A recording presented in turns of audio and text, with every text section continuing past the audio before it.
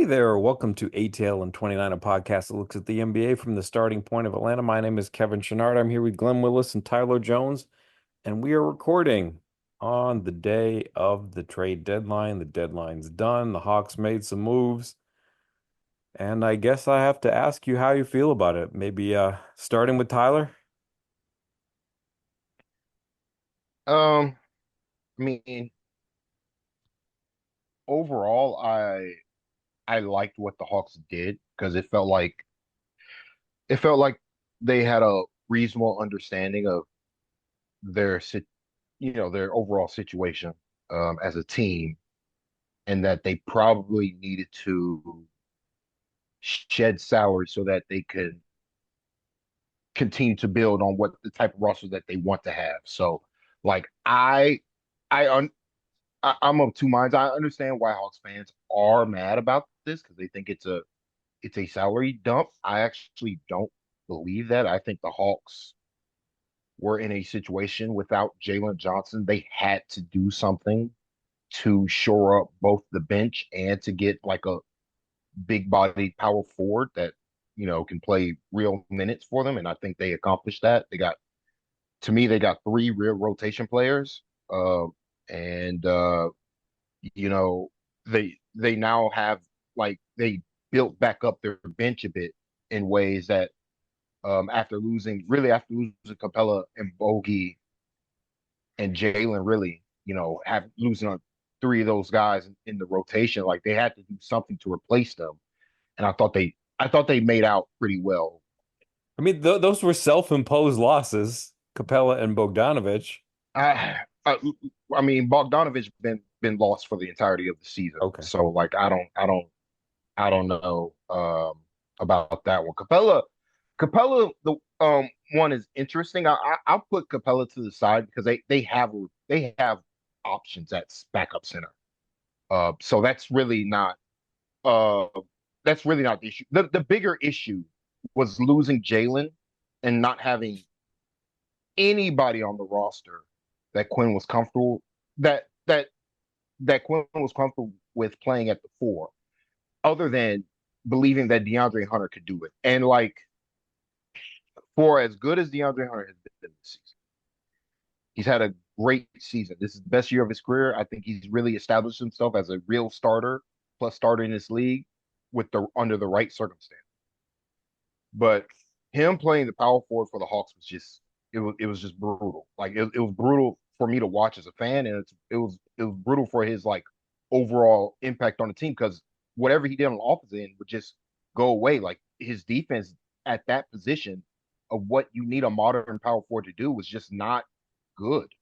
Like it just wasn't, and it was getting, and the Hawks needed to find like a reasonable size backup power forward for next season. And I think they kind of accomplished that by getting George Niang, who isn't great, but like is a established role player who's been on good teams, who's played consistent minutes throughout his career as a backup power forward who can shoot. So like I think they got real value out of Hunter overall. Who, I just think his best position lined up with what Reece Shea and Dyson do best on both ends of the floor, and so that made him expendable. If Jay and I just want to add this: if Jalen Johnson doesn't get hurt, they don't trade Deontay. They keep him. They probably are aggressive and they go out and get that backup power forward without having to give up. They might still trade Bogey, but like Hunter's still on the team, and the Hawks are still like a solid, to good team. But right now they're just without Jalen, like they're one in their last nine, the last 10 games. They haven't had that difficult of a schedule. Like it's been a tough ride, and a lot of it is look at who's coming off their bench right now. Like it's Garrison Matthews, Vite Krejci, Keaton Wallace, and Larry Nance. Like that's just not going to cut it when your starters aren't like super. All of them are all superstar caliber. Like when you only got Trae Young as a bona fide star. What do you think, Glenn? Um, you know, I want to say there's space for Hawks fans to have a different opinion than me, but I thought the Hunter move was sensible. There's a couple of things going on there. One is in the Hawks' current condition, his offensive role kept getting pushed up higher and bigger with Jalen, and that eventually was going to be too much for him to sustain, in my opinion, right? And when he and those who like Tyler and others have said, going to Cleveland, he's slotted as like the fourth, fifth guy. That's gonna be the perfect on a really, really good team. That's gonna be the perfect spot for Hunter. So for me, on one hand, I'm happy for Hunter that he's going to a situation where I think he's gonna do well, contribute, be part of a good team, and things like that. I think trying to have him be their second best offensive player the rest of this year was not something that was going to be successful for the rest of this year. I think that's too big of a role for Hunter to be successful in. He just doesn't have as great as he's been, as great as he's adapted to a better shot profile, all those things we talked about. I think that was just too much, and so I think the timing was right to kind of make a move. Hawks fans can feel like, oh, we should have got more back, but you know, the Hawks have not had enough shooting at the 4 and 5. Niang gives you a ton of shooting at the 4. He has challenges on defense. Like if he's is he going to start next to Nyeka? That's pretty rough defensively as a combination. So I'm interested to see how Quinn's going to navigate that. But they need that kind of shooting in the front court because right now they don't have a lot of shooting at the 2 and the 3, right? And that gives you a little bit of kind of shooting balance across those lineups. On top of that, Levert, he's 30 years old. He's a pro. He's steady, trustworthy, reliable guy. He's going to play hard, all those sorts of things. I know people will say, he has a history of kind of going off script now and then. I think he's toned that down year after year. He's not doing that as much as before. And then for me, the pick swaps, I have no idea. There's so much variability in where those things can land. I have no idea how to evaluate what the value of those pick swaps are. So on that side, I thought they did fine. I don't think Hawks fans aren't jumping up and down super excited. I get it, but I think this sets them up to have more flexibility in the near to intermediate term to make some moves to hopefully kind of upgrade the roster sooner than they would have otherwise been able to probably do that with Bogey and Hunter still on the books. On the Bogey side, people are asking like, why did we take this contract with Terrence Mann coming back? I think, well, first of all, the Clippers had to send salary back, right? Because a certain amount of Bogey salary was going out. And I think Terrence Mann fits what the Hawks do. They want to defend. They want to defend. He's another defender to throw on the floor. It doesn't have to be either Dyson or Ricochet as they grow this thing. It can be two of those three potentially on the floor for a lot of minutes, depending at the point of attack. And I think that's great. Bones Highland, I, I have no idea if he's even going to play. I have no idea if he's going to get a shot to be back at point guard. I have no idea, but we'll have to wait and see. I think Hawks fans are like, why did we have to send out seconds with Bogey? I think that's a fair question. I don't quite understand that myself. But I wasn't in those conversations, and I'm not a front office person and things like that. That seems a little bit out of whack to me. And then of course they dumped Zeller to avoid the tax and kind of get or the apron and all that sort of stuff. So for me, I think it's good work that only matters if they can build on it in this upcoming off season Exactly. and beyond that. That's all that really matters is can they build on what they started today. The primary function of these Wait, I moves want was to turn. oh, go ahead, Kevin. I'm sorry. I don't like them. I think these are Okay. bad trades. Okay. I mean, I'll elaborate. Um, Yes. you're sending out the best player. Hunter's the best player in any of these deals. He's gone. He could roll to sixth man of the year. Like, I don't think he's an ideal fit with the rest of the Hawks roster, but I think we're discrediting how much he has done for that bench. I think when we say that, you know, watching the Garrison, Veet, Nance, maybe it was Barlow lineups last night when they just went to the bench, they were horrific. And so they point to a need. And so, yeah, the Hawks are going to try to fill some of those needs, but they also tell you how much he has carried that unit and how much, for him to be as productive as he has been with that group, that when he is gone, they are terrible. Like that tells me that he's, that they're losing by far the best player in this deal. Um, I don't know.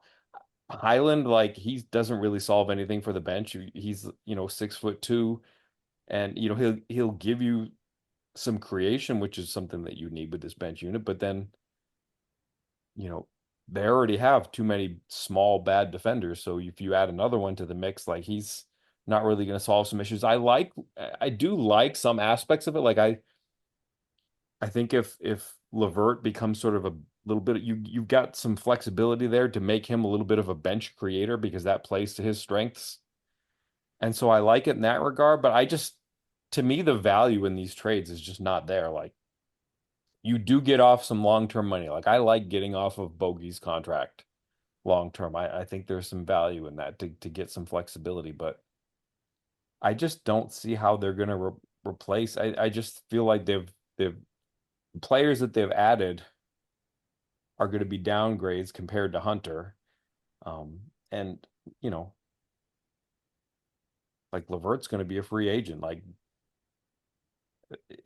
you had Hunter under contract, so like it just doesn't seem like that the Hawks are really fixing anything long term here. It just feels like you're trading a quarter for a couple of dimes, and it it may actually create some better fits for for the next 2 months of basketball. But to me, that doesn't really make it worth it. I'd rather have Hunter.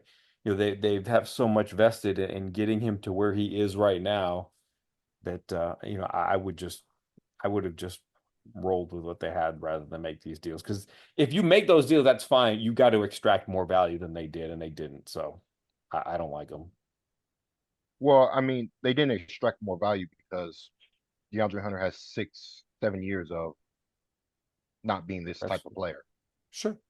That's the you know, and so that combined with, and this is just the honest truth, and I get shouted down by Brad Rowland, Glen sometimes comes at me, Kevin, everybody shouts me down about his defense. He's not a good defender.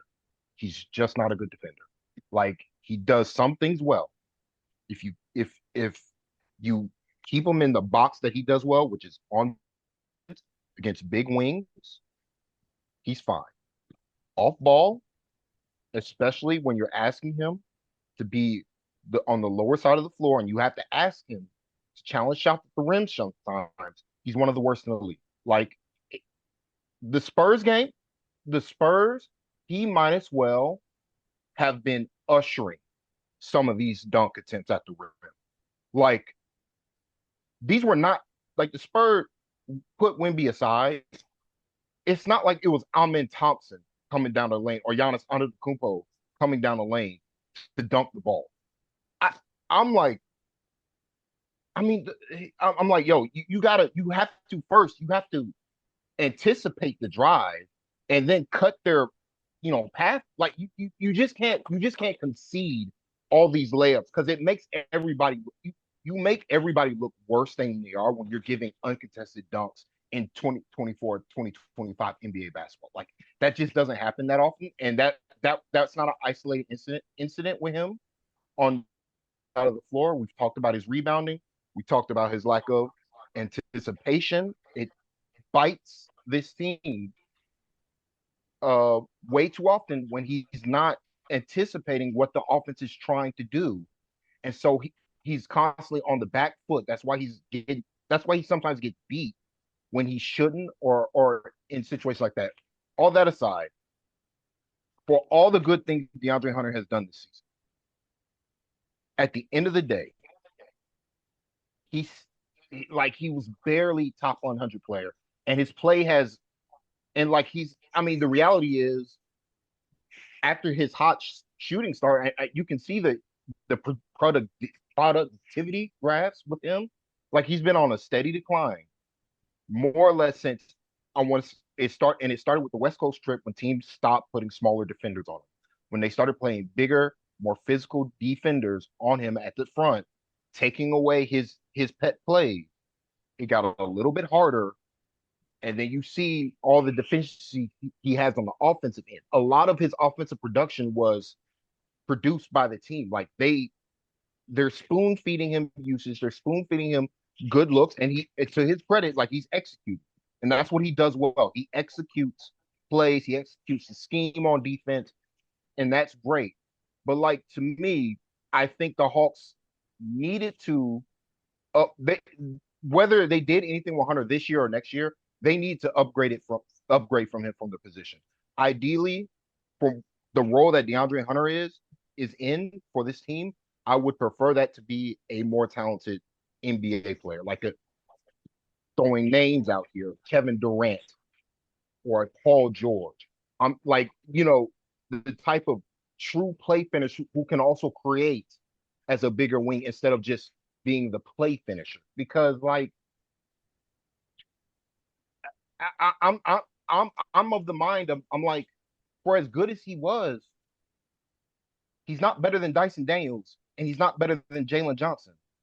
And like with the how teams are so like tax averse, it's not just the Hawks at this point.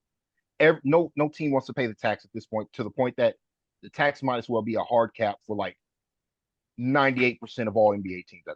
Like every team is ducked. And the teams that are in the tax want to get out of the tax as well. They don't. They act, and it's like there's no longer any correlation between paying the tax and being a good team. Like it's gone. Like with how the CBA is, with how much better young basketball players are, particularly on the defensive side of the floor at this very moment. That's what's like young teams with good elite defenders is what's driving winning in this league at this moment. When you pair it with superstar offensive talent, to me, and I said this before, if the Hawks had more established talent, more Dyson Daniels, more Zachary Reese, more Jalen Johnson, like if they had another like that type of physical athlete at the wing, couple more guys, then DeAndre Hunter, that's the missing piece. That's what you need to put your team over the top to try to go win a title. The Hawks aren't there yet, and I think they need to get off of Hunter, sell high on his contract, because I don't see any scenario where if this season continued and DeAndre Hunter was playing the majority of minutes at the power forward position, he was going to maintain his value. Like I did not see that happen for him. Like I was seeing you can see the cracks in his game. Yeah. Uh, you know, really on both sides of the floor sometimes, and like I didn't think they were going to be able to, because I like to me I'm like they have to move on from him eventually. And so I didn't see like they've been trying to trade him for years, and this is them like selling high on an asset that wasn't that valued in the league. So in the game last night, we'll pick a Hunter. What position was DeAndre Hunter playing on defense last night? He was guarding He was guarding Wembanyama, Wembanyama. whatever you want to call that. He's playing center. I mean, He's playing center. he was playing He center, was. but guarding a Mm, center who's standing 25 feet from the rim. What did the Spurs do in the second half? They stopped putting him on the perimeter.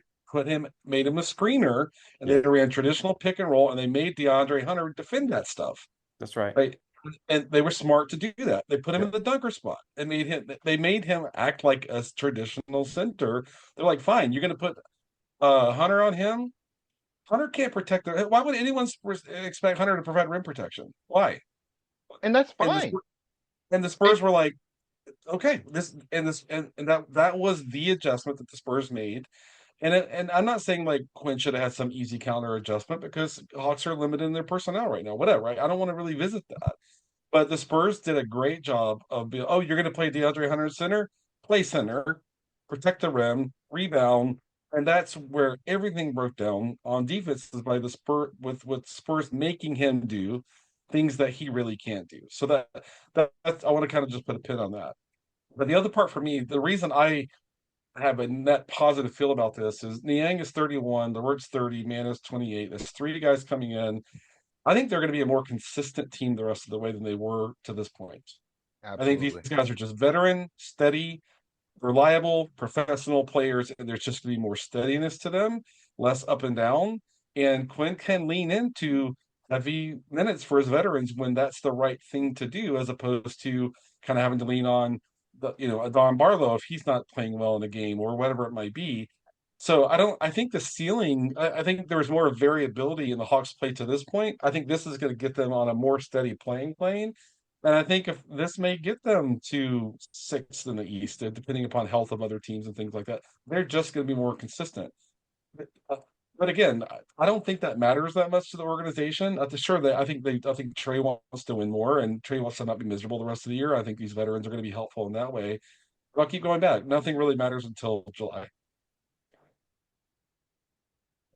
Yeah, and like and like to your point, Glenn, where he's like nobody would expect DeAndre Hunter to be a rim protector. That that's not the problem. If he were only making 17 million a season, we're not even having this conversation. He's still on the team. But because he makes 22, and it's just the nature of team building, where it's like you're allocating this amount of money for your for a guy who you don't project to be a starter on the team that's going like just reality of the situation. I understand the cap's going up, all that good stuff, but I'm pretty sure the Hawks would prefer for DeAndre Hunter's uh spot in the rotation to be divvied up between multiple role players like a George Niang, like a Terrence Mann, like a Karis LeVert, who I actually think I'm not a fan of Karis LeVert's game, but the Hawks have a real need for somebody who can create their own shot. And like he can do that. Can he do it well? He's like inconsistent in that role. But he's an actual creator. He has real playmaking chops. Somebody who can kind of sort of fill in for what the Hawks were missing and be a focal point of the offense when Trey's out the game for a little bit. But really, I think I can see scenarios where him Dyson lineups offensively and defensively can start to work. And then and we'll see about Terrence Mann. I think playing on a faster team, a team that's gonna want to play good defense for the full 48 and get out in transition will help him overall. I'm like, for the now, I think this is good for the Hawks because they desperately needed to get real, just more NBA caliber rotational players because they were relying way too much on guys who not to say like Keaton Wallace, Pete Krejci, and Garrison Matthews aren't valuable. They're being asked to do far too much. Like you're asking Garrison Matthews to be your seventh man. That's not the role he should be in. You're asking Pete Krejci to be your sixth man. That's not the role he should be.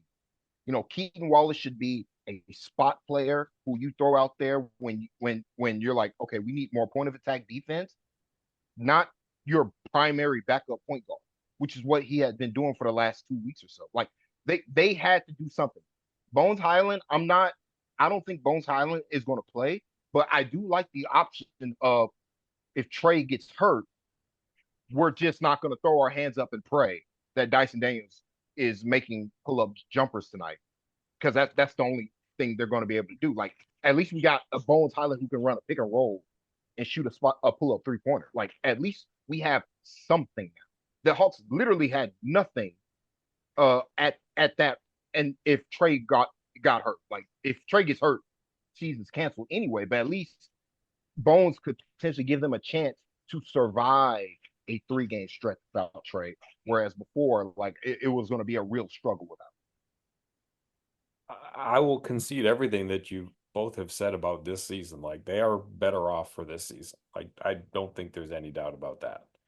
But to me, as soon as Jalen Johnson was out for the year, like the season is largely meaningless, except in this one regard, like you want Trey not to go crazy. Exactly. He's at a pivotal point in his career where you just can't be lopping things off and saying, well, next year. Like to me, taking this abstractly, like I would love to see them run it back with Hunter, with Riza Shea in his second season and Daniels and finally a Kongwu as a starter, which I think is, tenable given the way they're setting up the rest of the roster. But I would want Hunter in that mix. I'd rather than whatever it was that they've got from this deal. I But don't. but Kevin, what they got was flexibility. They literally wouldn't be able to do anything, in free agency with Hunter Yeah, and the Bogey on the books. Like they would be all right. We got to money, so we're gonna have to, we're gonna have to give stuff up to get rid Just of just Vogel's get Bogey contract. off. Just I don't know. I don't think it's good. I don't think Bogey had that value, Kevin. Like, No, I don't think so. I think you'd have to do something to get off of him. But like, but the Hawks aren't like the Hawks don't have the assets to be like attaching first round draft capital to have somebody take Bogey's contract because I which think the is other, I think flat out the other 29 teams are seeing the same thing we've seen with Bogey all season. He's really slow right now. He has no explosion. He can't when he goes through screens. He's getting no separation on his jumper. He, he's also just missing wide open shots, which that will change. He will not continue to shoot 3 points like that. That's an impossibility. But like there are other things with Bogey's game offensively that have concerned me the entire season, oh and yeah, I'm pretty sure the other 29 teams are saying the same sure, thing. They're like, that's you right. know, it's taking him to come back from a hamstring. What's his injury? And this is not unique to like Bogey's had injury plagued seasons, but it's never affected his play this much, and he's never been this old. And I think in this, and so like I'm like, okay, you turn Bogey into somebody who you might want to have on your roster for the next couple seasons. Terrence Mann, who again not a perfect player, but I mean at least now when Daniels and Reese are off the floor, you can have a Terrence Mann on it instead of it being Beat Krejci, which was just getting them nuked when their perimeter defenders were coming out the game with no Jalen Johnson. Like there have been a variety of pressure points for the Hawks since the Jalen Johnson injury, primarily because Jalen covers so much ground as a basketball player, uh, uh, and his versatility is so precedent. But I like to me the DeAndre Hunter thing is we'll see what they do in the offseason. Like I think this sets them up to be real buyers on in the market to be able to get. I mean, be able to sign potentially a Brandon Ingram. I mean, I know that the Raptors just traded for him, but like he's still a free agent. He might still be a free agent, and the Hawks might have a chance to go get him now that they're kind of cleared their books a little. yeah. I mean, I the don't think they draft got that kind of capital. cap room, did they? I mean, they've got cap room now. They will have cap room. They're It, not going it, to it have would have to be Brandon Ingram kind of cap room. they'd have to It, clear a it lot. They'd have to clear a lot of salary. They'd have to attach the Lakers pick to somebody, send them out. The Sac pick somebody, send them out. It would be, they'd have to be sure of that path yeah, to that do that. So but this all kind of stems from they're still responding a bit to the DeJounte Murray trade. yep. And the reason they don't have Brandon Ingram is because they can't send New Orleans the first round pick. They don't have enough draft capital to be sending out a pick to get a guy who's in an expiring contract. Don't know if he's going to want to stay with Atlanta past this year. That's why Brandon Ingram is in Toronto right now. But I think it's fine. I don't think the Hawks should have tried to compete with that No, offer that Toronto made at no, all. Right? they should not have Uh, met that price. That was a yeah, ridiculous price. yeah, yeah. I So agree so with for that. me, Good job, yeah, Hawks. Not trying to yeah. outbid Toronto for Ingram was spot on perfect. But another threat of the season is culture. Like what Dyson is bringing around culture is a different watching them play and compete even through adversity. Different. We've talked about that. Terrence Mann fits that. Like he plays hard, right? He plays hard.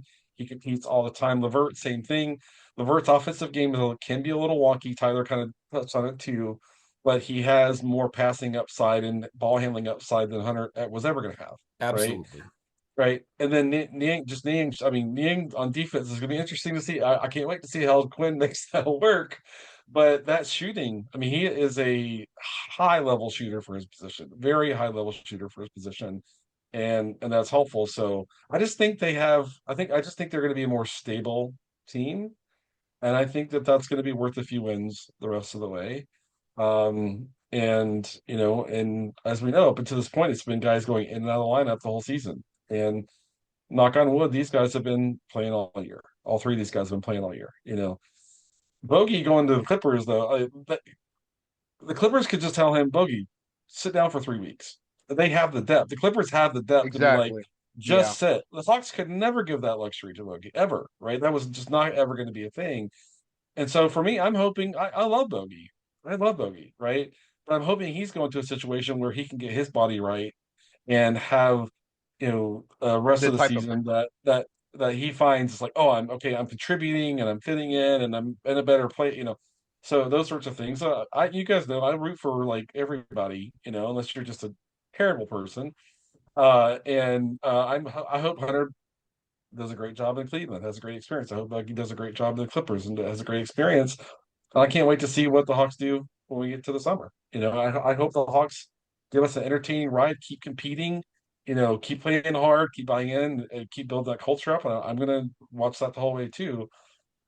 But I think none of that matters nearly as much as what happens to draft night. Did they make a deal on draft night with the draft picks that they have? Or do we get to July and they make a move, whatever that looks like? I think that's the focal point of the whole organization right now. Let me ask you. I'm ready to agree to disagree at this point, but what do you make of the injury report today? We've got Clint Capella listed as out for personal reasons, and I'm ready to do some irresponsible speculation. Like, what do you make of that? Is he coming back to the team? Is there any nerve wrackingness? Yeah, I'm making up words at this point, but like, do you get nervous that maybe like are they going to buy him out? Are they trying to bring him back? Like, I'm a little bit the fact that he showed up as out for personal reasons for this next game to me, you know, not full like siren bells, but like uh does pique my interest a little bit. That seems curious. Yeah. For me, it's impossible for us to know is there something truly going on, right? I mean, it's just hard to know that. Um, I, for me, I think buying him out would be ridiculous unless I've already made an agreement like we're playing other people, so we're going to give you a chance to go play for someone else, right? That's the only scenario where I can see that being a thing. Well, But and sorry. he's been too valuable. I mean, No, even no, in no, the back. absolutely. I wonder maybe like in terms of you, as you mentioned, handshake deals, like maybe they did one with Nance, like, hey, sit out, rest, but at the end of the year, we're going to clear out a spot so that you're in the rotation. Like, did they do that with Nance and now they're in a pickle with Capella? Like, you know what I mean? Totally. That could be. That could be. I have no idea. I think it's going to take a week. I mean, we're going to go game by game by. If this goes another game, then like we're really curious what's going on. Right now, it's hard for me to feel like I can kind of make a guess. Do you have an irresponsible guess, Tyler? No, not really. You know, Capella's a professional though, so like Yeah, I'd Yeah, wa- a real I'd professional, capital P. I'd I'd wager it's because I initially thought even with the backspot they were holding them out for a trade too, but the reporting and the reporting made it pretty clear that wasn't the case. So I it might actually be something going on with him. So and I'm not gonna sit here and speculate on somebody without concrete information. There's no, we can wait until we really get more information. I will say though um, that to take it to actually like one of the real positives that's gone on, it has been Onyeka Okongwu's play, and I do think we're approaching a point where Okongwu is kind of really establishing himself as a starter in this league, and so putting Capella aside and all that good stuff, I just think we're going to see more and more games of Okongwu's minutes going from 26 to 28 to 30 to 32 plus, just because like to me, I think he's one of their better, especially now with Hunter out. They're going to have to find ways to replace that offensive production. And I think leaning more into a Kongu Trey pick and rolls. Like if the Hawks can bring it back to 21-22, with Karis LeVert now, with George Niang, spread them out with a Kongu and run Trey Young Kongu pick and rolls to death and start really getting after teams on the offensive side of the floor again. Do what Trey does best. Get a Kongu going offensively. And then you still got Dyson, you got Ricochet back there for defensive purposes. So to me, it's a transition of Okongwu's the clear starter, and I think we're going to see more and more games of Okongwu playing 30 plus minutes a night, like because they quite frankly they just need like especially with Jalen out, he's the only basketball player on the team that can approximate what Jalen brought to this team at this on offense. You know that hub like big who you can play make through, and he's really excelling at that role. And I think the Hawks are going to want to explore that space to see, okay, how much playmaking can you do? How many can we really trust you in this Sabonis like role? Because if he can excel at it, we know he has the finishing. You know that combined with the role players the Hawks got at the at the at the deadline will really boost this team to get them back to contending for getting out of the play-in. So like I like to me, I think that you know that's where my thing lies. Like I'm like Hunter has had a great season, and I but I think it's just as important they got some guys who can fill out the rest of this roster so that they can try to win as many games as possible because like they don't want to be not miss the playoffs. Like they want to make the playoffs. Like they're playing as if they're a team that's trying to compete for the playoffs and make it to the first round of the playoff series. So um, I Yeah. I'm hopeful that these moves can really get them Capella would The middle of the help. East Like, is oh, sorry. there. yeah, Exactly. yeah, go ahead. Yeah, Capella would help, but the middle of the East is squishy. I mean, it's squishy, right? So that it's right there.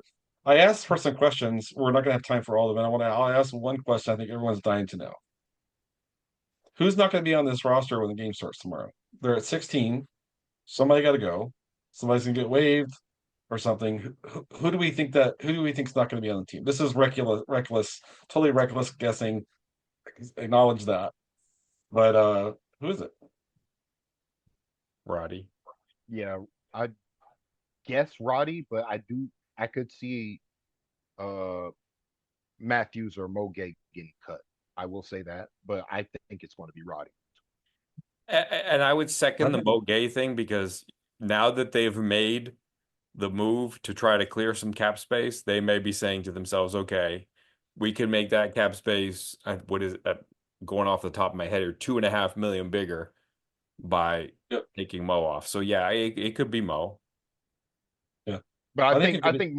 I think Mo like still has a little bit too much upside to do that now, but I think Yeah, he I think it would be Roddy first because Roddy has a non-guaranteed, I think, contract for next year. So like it's really similar to the Gay thing, and I think it would be Roddy first. I think it could be Bones Island. I think Oh so yeah. too. Yeah. Yeah. So, It may, all right. all right. Good night, Bob. Good night, Bob.